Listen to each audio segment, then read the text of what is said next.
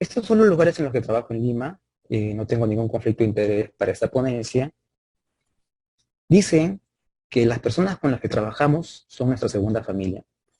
Si esto es verdad, esta es mi familia en el Hospital Revalida, que es una foto de hace algunos años, antes de la pandemia, en la cual todos estamos sin mascarilla, sonriendo, estamos felices. El más guapo soy yo, que estoy por acá. Y cada uno, como en toda familia, tiene sus propias características, cada uno tiene sus propias preferencias. Hay personas a las que les gustan más los pacientes con shock séptico, a otros les gustan más los pacientes con PARS, a algunos más les gusta la parte de nutrición del paciente pediátrico crítico. Pero si hay un paciente que a todos nos motiva por igual, si hay un paciente por el que salimos corriendo a las 4 de la madrugada a la emergencia con los pasadores desamarrados, si hay un paciente por el que hacemos todo lo posible para que entre rápido a la unidad de cuidados intensivos pediátricos, ese paciente es el paciente con TEC. Y vamos a ver por qué. En los últimos 2 años, durante el 2018 y 2019, hemos tenido 18 ingresos de pacientes con TEC grave a la unidad. De ellos, 17 pacientes eran prioridad 1. Es decir, eran pacientes previamente sanos, pacientes que no tenían ninguna enfermedad previa, no tenían problemas de corazón oncológicos, eran pacientes que estaban corriendo, jugando con sus amigos, corriendo en el techo de la casa de la abuelita, o estaban manejando bicicleta y fueron atropellados. Nosotros no podemos hacer nada sobre la injuria primaria. Sin embargo, sí podemos evitar la injuria secundaria. Podemos y debemos evitarla. Para ello existe una guía, que es la última guía de TEC grave pediátrico, que fue publicada en el 2019. Esta guía es una actualización, es la tercera versión de las anteriores y nos va a ayudar bastante. Vamos a ver por qué. Nosotros podemos ser capaces de poder cambiar el capítulo triste, doloroso de una familia al ver que el ser más querido, su hijo, tiene un traumatismo grave, grave. No usamos la guía, corremos el riesgo de poder tener resultados desfavorables. Pero con la guía podemos ser capaces de cambiar esta historia triste y dolorosa de la familia a una que tenga un final feliz. Hace unos años a la unidad llegó este paciente. Era un niño previamente sano de 2 años 8 meses que se cae del piso 7. En un descuido de los padres, él logra trepar la ventana del departamento y cae sobre el jardín del primer piso. Es auxiliado por los bomberos, lo encuentran inconsciente, lo llevan al hospital más cercano, lo intuban con un Glasgow de 6 y lo derivan a nuestra unidad. Vamos a desarrollar la guía y enfocarnos en un paciente de estas características con TEC grave y cuánto podemos aportar para poder ayudarlo. La guía tiene 3 pilares. El primero de ellos es el monitoreo, el segundo, el umbral que debemos conseguir con ese paciente, y el tercero habla sobre el tratamiento. Empecemos con el monitoreo. Para poder monitorizar a un paciente con TEC grave tenemos 2 opciones: realizar un estudio de imagen o colocarle un catéter PIC, idealmente hacer las 2. Un paciente con TEC grave ya no es evaluable clínicamente. Nosotros ya no tenemos la capacidad de poder ahondar al paciente con el examen físico y poder saber la magnitud del problema que se está desarrollando. Entonces, empecemos hablando con la imagen. Todo paciente con TEC grave debe tener un estudio de imagen cerebral, una tomografía cerebral, porque es posible que yo vea a mi paciente con TEC grave y piense que no hay mayor problema, y sin embargo, si es que hago el estudio de imagen, puedo ver condiciones que yo no voy a poder resolver. Ese paciente definitivamente tendría que ir a sala de operaciones, y de lo contrario, va a ser inmanejable su problema. Entonces, una de las preguntas que aborda la guía es: si es que yo tengo un paciente con TEC grave, le hago una tomografía y esta se ve normal, mi paciente ya no va a desarrollar hipertensión endocraniana, y para eso se plantea este trabajo en el cual se hicieron un estudio en 118 pacientes en los cuales se tomó una tomografía a los 118 y se dividieron en 2 grupos. El primer grupo, que fue aquellos que desarrollaron una presión intracraneal menor de 20, y el segundo grupo, que aquellos que desarrollaron una presión intracraneal mayor o igual a 20 milímetros de mercurio.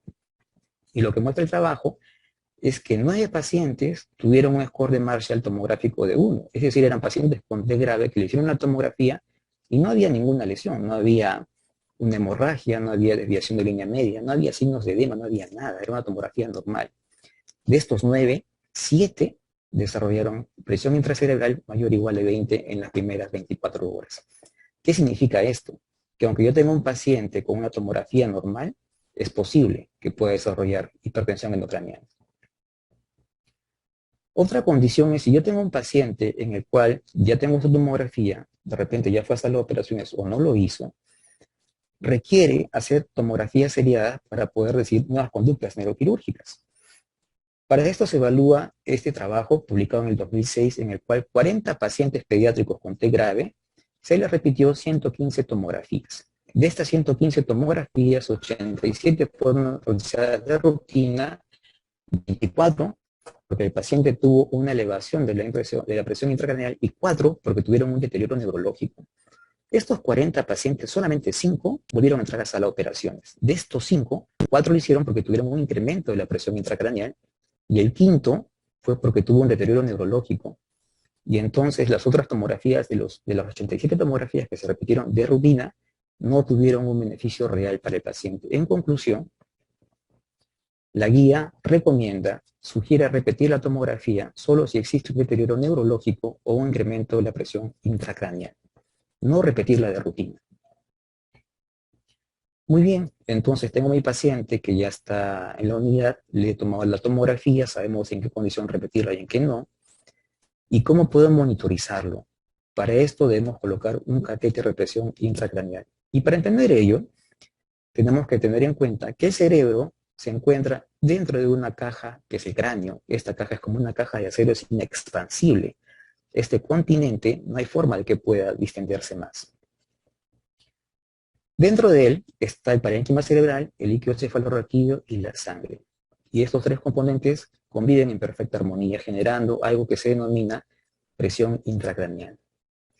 Sin embargo, cuando existe algo adicional, como puede ser un hematoma, un sangrado en un paciente que tuvo un traumatismo, este hematoma va a generar un incremento de la presión intracraneal y progresivamente va a ir desplazando los otros componentes hasta que pueda ser de un punto que fuera inconsistente con la vida, tan elevado de que ya va a comprometer el flujo sanguíneo cerebral, la irrigación del líquido cefalorraquídeo y el componente del parénquima cerebral. Entonces, es posible tener una presión intracraneal y con eso conseguir mejores resultados. Pues en realidad este trabajo evalúa la utilidad del dispositivo de presión intracraneal a través del tiempo en un hospital estadounidense. Es de 2005 y uno puede ver son 12 años de evolución desde el 88 hasta el 99 y esta línea continua representa la progresión de la utilidad del monitor de la presión intracraneal. Y esta línea discontinua representa la progresión de la mortalidad de los pacientes con T grave. Y uno puede observar cómo progresivamente se eleva en ascenso el monitoreo de la presión intracraneal y se disminuye la línea continua que representa la mortalidad, disminuye la mortalidad a la par que se va incrementando el uso de la presión intracraneal. Entonces uno podría concluir de que efectivamente el monitoreo con el catéter de presión intracraneal es útil para disminuir la mortalidad, pero hay que tener una observación acá. A través del tiempo, los cuidados estándar, el manejo médico del paciente con TEC ha mejorado y es posible que esta disminución de la mortalidad sea consecuencia de esa optimización del manejo médico y no tanto de tener el catéter de presión intracraneal. Sin embargo, para este trabajo se observa claramente que a medida que se utiliza más el catéter, se disminuye la mortalidad y es posible que porque se puede monitorizar mejor el paciente. Entonces la guía sugiere el monitoreo de la presión intracraneal en niños e infantes con T grave. Todo paciente con T grave debería tener un catéter de presión intracraneal. Muy bien, el segundo pilar de la guía habla sobre los umbrales, los objetivos que debemos conseguir con este paciente. Como ustedes saben, nosotros los hombres siempre pensamos en lo más importante y acá mi amigo está pensando en su esposa, incluso está dormido. Bueno, esperemos que sea su esposa. Entonces, los intensivistas pensamos en aquello que debemos monitorizar con mayor frecuencia y de una manera más importante. Y para eso tenemos la presión intracraneal y la presión de perfusión cerebral. Entonces, mi paciente que llegó a la emergencia, que está estable, ya fue intubado. Todo paciente con un T grave debe ser intubado, en la escala de Coag-Maglabo menor o igual a 8. Ya tenemos una tomografía, le han colocado el catéter PIC, que lo pueden visualizar acá en la cabecita, y acá está su monitor. Entonces, si yo tengo el catéter PIC, el catéter de presión intracraneal, ¿qué objetivo de presión intracraneal debería conseguir para mi paciente? Y para eso surge la pregunta, ¿qué valor de presión intracraneal produce el mejor resultado? Se han hecho varios estudios, solamente voy a hablar en cada tópico de aquellos estudios que han tenido mejor nivel de evidencia dentro de lo posible para la guía. La mayoría son un nivel de evidencia nivel grado 3, que es en realidad es bajo, relativamente bajo. Pero bueno, este trabajo es un trabajo sobre hipotermia, pero uno de los objetivos secundarios fue evaluar la evolución de la presión intracraneal durante los primeros 5 días del TEC grave. Es así que 6 meses después a este grupo de pacientes lo dividen en 2 grupos. Uno que tuvo resultados favorables y un segundo grupo que tuvo resultados desfavorables o pobres resultados. Aquellos que tuvieron con una lesión neurológica importante, una secuela discapacitante, que murieron o quedaron en estado vegetativo. Entonces, 28 tuvieron buenos resultados en comparación de 40 que tuvieron pobres resultados. Se observa que aquellos que tuvieron buenos resultados, el promedio de presión intracraneal en los 5 días siempre fue menor de 20, en comparación que aquellos que tuvieron pobres resultados tuvieron un promedio mayor de 20 de presión intracraneal en los primeros 5 días. Incluso ustedes pueden observar rangos máximos de 108, 103. Entonces, en base a este trabajo, la guía sugiere que la presión intracraneal debería ser mantenida en menos de 20 milímetros de mercurio para pacientes con TEC grave. ¿Y qué hay con la presión de perfusión cerebral, que es otro de los valores que deberíamos tener en cuenta cuando tenemos un paciente con TEC grave? La presión de perfusión cerebral viene dado por una resta, la presión arterial media menos la presión intracraneal. Vean la importancia de poder tener el valor de la presión intracraneal. Como les comenté, la colocación de catéter de presión intracraneal es fundamental para poder guiar de manera adecuada, objetiva, la evolución y el tratamiento del paciente. Y de igual de importante es tener un buen valor de presión arterial media. Estos pacientes no pueden ser monitorizados con un mango de presión arterial no invasiva. Deben tener una colocación de una línea arterial invasiva correctamente calibrada y adecuada para poder tener monitoreo de la presión arterial media y sea real.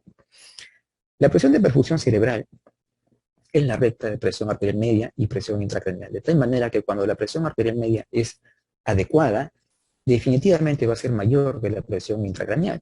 De tal forma que esa gradiente de presión genera un flujo de sangre hacia el cerebro y lo irriga. Ese flujo es el flujo sanguíneo cerebral.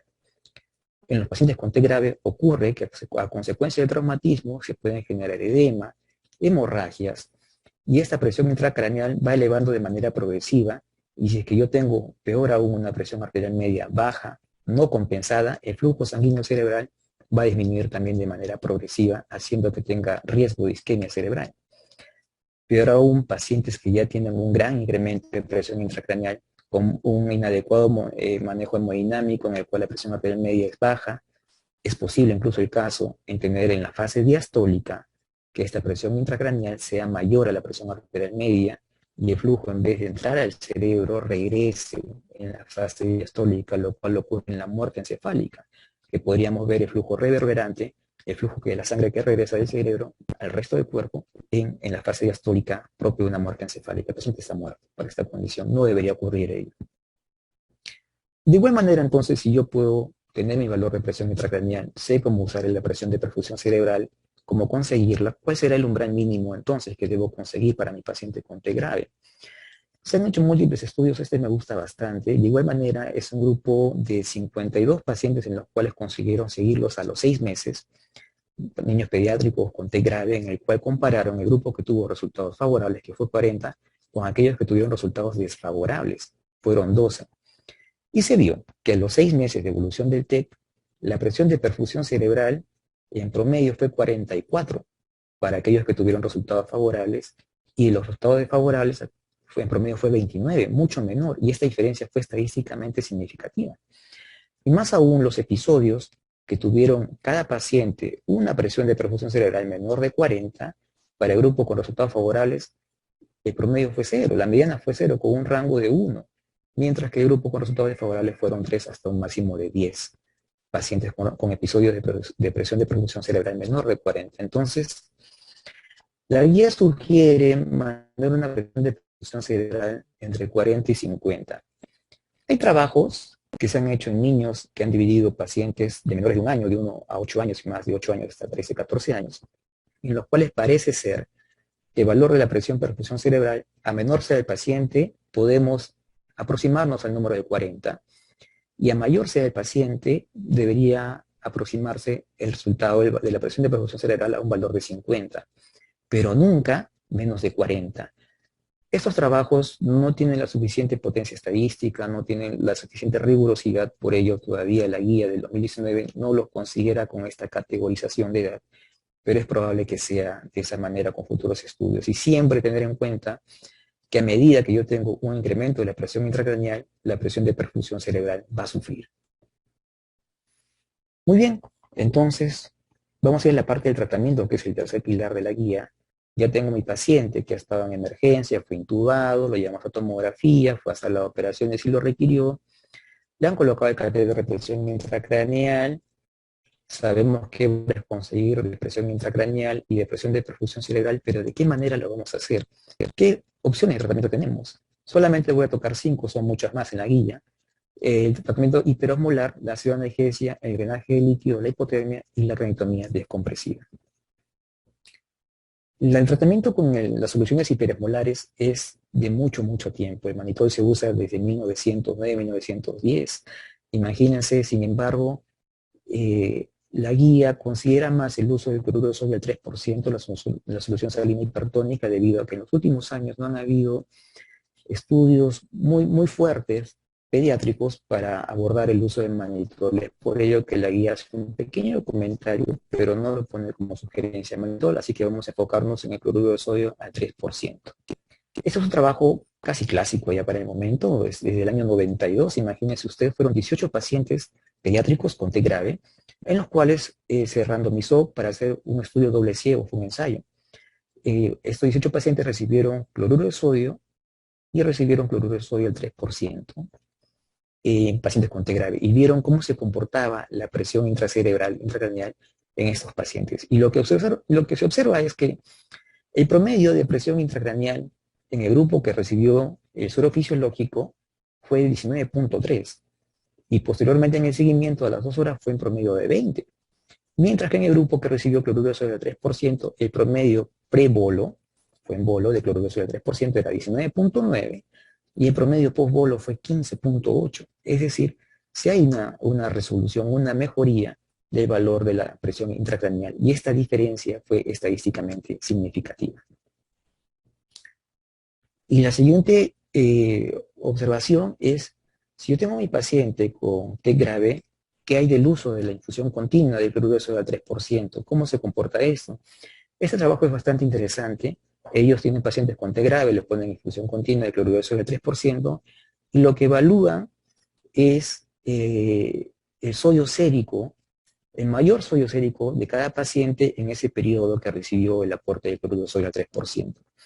Y a futuro, a los 6 meses, con la escala de valoración de Glasgow, a los 6 meses, que es una escala diferenciada, no es la que conocemos nosotros, es para valorar evolución neurológica de pacientes con probable daño neurológico, secuelas, divide en 5 grupos: aquellos que tuvieron buenos resultados, moderados resultados, severos resultados, aquellos que quedaron en estado vegetal y los que murieron. Y se observa que en el grupo que tuvo como control sérico máximo de sodio entre 140 y 149, 7 de 9 tuvieron buenos resultados. Imagínense, 7 de 9, que es bastante, 78%. Ninguno murió, ninguno quedó en estado vegetativo, uno tuvo una secuela severa y uno considerado una secuela moderada.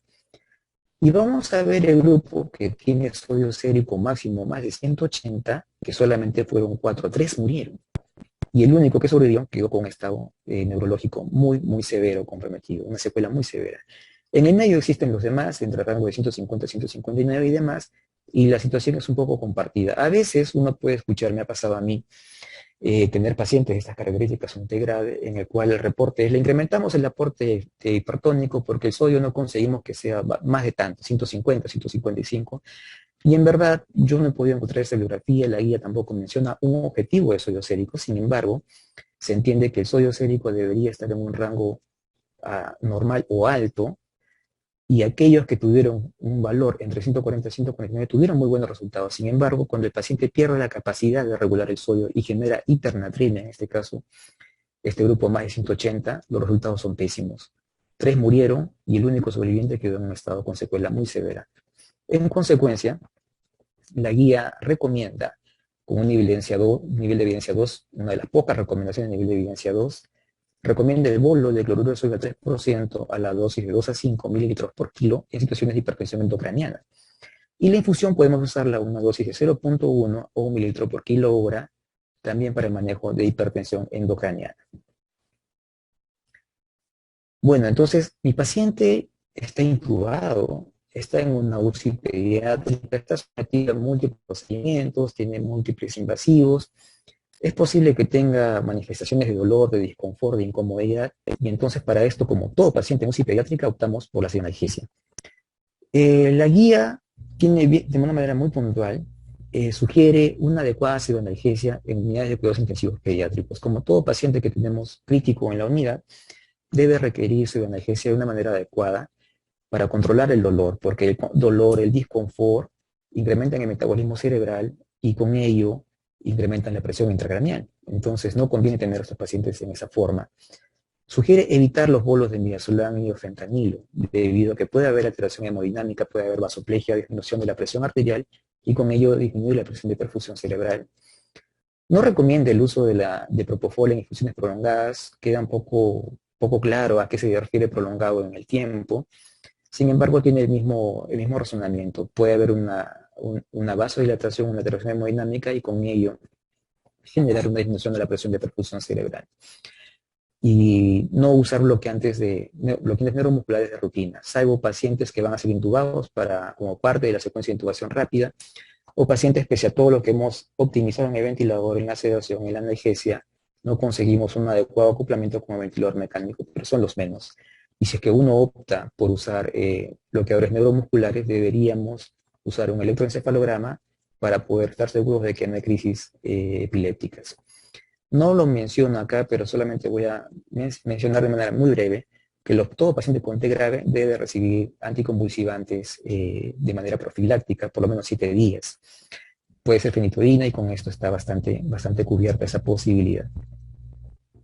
A veces ocurre que tengo el paciente intubado con adecuada analgesia, yo lo tengo con terapia hiperomular, probablemente ya fue a sala de operaciones y no se controla la presión intracraneal. Entonces, podemos usar el drenaje de líquido cefalorraquídeo a través del catéter PIC, el catéter de presión intracraneal. Puede ser colocado este catéter de manera subdural, intraparenquimal, o cuando es posible, de frente al ventrículo. Y cuando es colocado de frente al ventrículo, nosotros, para disminuir esa presión intracraneal, podemos aperturarlo y dejar que drene el líquido cefalorraquídeo a este nivel y con ello mejorar la presión intracraneal.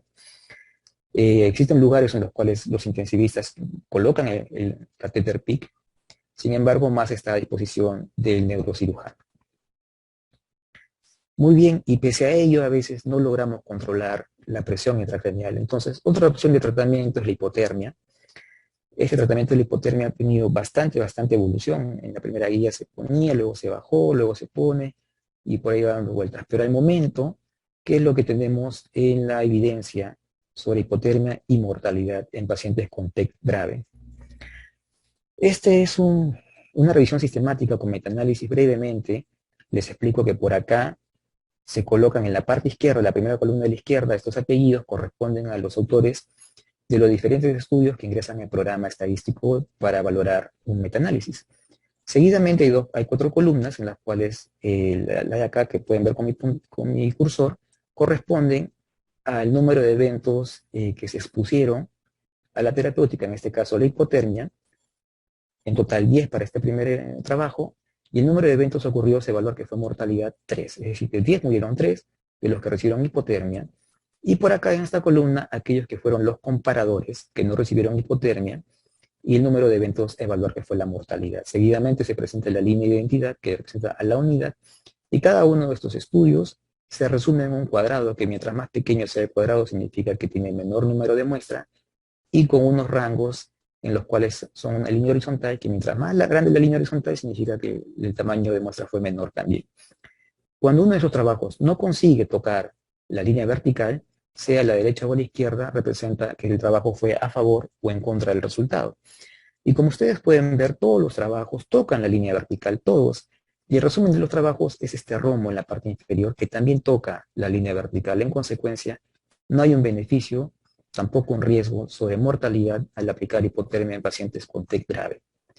Cuando evaluaron por el tiempo de hipotermia, duración de 24 horas, 48, 72 horas, ninguno consiguió tener una estadística significativa para poder recomendarlo para disminuir mortalidad. Acá se evaluó mortalidad. Sin embargo, si no disminuye mortalidad, disminuye el valor de la presión intracraneal. Pacientes que están con hipertensión intracraneana refractaria, aplicar hipotermia a pacientes con TEC grave podría tener algún beneficio.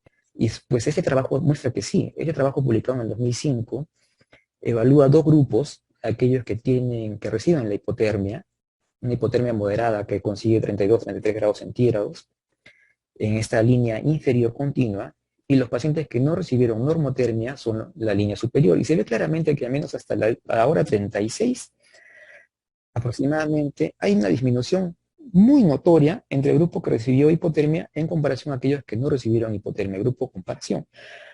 Sin embargo, se puede observar que todos, al menos según este cuadro, todos tuvieron un valor menor de 20, es decir, ninguno tenía una hipertensión endocraniana en ese momento. Sin embargo, para poder responder la pregunta puntual, sí disminuye la presión intracraneal. Sin embargo, parece ser que solamente lo consiguió, al menos en este trabajo, hasta la hora 36, y luego de ello ya hay una combinación de valores en los cuales ya no hay mayor beneficio. Y posteriormente viene la etapa de recalentamiento en la cual ya tampoco tiene mayor beneficio. La hipotermia ya no tiene hipotermia. Entonces, la conclusión de la guía, otra de las recomendaciones nivel 2, es que no se recomienda hipotermia sobre normotermia para mejorar resultados. Ojo, no es mejor hipotermia que normotermia, pero todos están de acuerdo en que es mejor normotermia que hipertermia. Siempre debemos evitar la hipertermia, siempre debemos evitar la fiebre. Pero sí sugiere la hipotermia para el control de la presión intracraneal, como hemos visto. Sí parece ser que hay un efecto beneficioso de la hipotermia sobre la presión intracraneal. Muy bien, entonces tengo a mi paciente que ya ha recibido todos esos tratamientos, terapia hiperosmolar, analgesia, drenaje LCR, hipotermia, y aún así no consigo disminuir la presión intracraneal. Entonces, cuando yo tengo esta condición, esta es una craniotomía descompresiva terapéutica, y la guía se enfoca en ese grupo de pacientes, aquellos que tuvieron la primera etapa quirúrgica, fueron a la unidad de cuidados intensivos, recibieron las múltiples líneas de tratamiento que les he mencionado, el manejo médico, y aún así no se consigue el control de la presión intracraneal, y entonces van a la craniotomía descompresiva. Sobre esa condición se enfoca en la guía. No aquellos pacientes que fueron a sala de operaciones y el neurocirujano, al ver que tenía mucho edema cerebral, que no había mucho espacio para ese parénquima cerebral, que iba a haber un sufrimiento, decide en el primer acto quirúrgico hacer la craniotomía descompresiva antes de poder tener el evento de la presión no controlada. Lo hace como profiláctico, entre comillas. Entonces, la guía se enfoca en la primera forma. Aquellos que recibieron el manejo médico no controlan la presión intracraneal y van a la craniotomía descompresiva. ¿Qué evidencia hay al respecto? Solamente hay un ensayo clínico que menciona la guía, solamente hay un ensayo clínico controlado, aleatorizado en pacientes pediátricos con TEC grave. Son 27 pacientes, en los cuales 13 fueron a craniotomía descompresiva y 14 fueron al grupo control. Es un trabajo de la doctora Taylor en el 2001. Y se observa que hay una variación de la presión intracraneal en el grupo que fue sometido a la craniotomía descompresiva. En promedio disminuyó el valor de la presión intracraneal 8.9 milímetros de mercurio, el grupo que fue a la craniotomía descompresiva, a las 48 horas. Y el promedio de disminución con el manejo estándar no quirúrgico de craniotomía descompresiva, el grupo control disminuyó 3.7 milímetros de mercurio. Y esta diferencia, aunque no es menor de 0.05, hay una tendencia, pero no es significativa.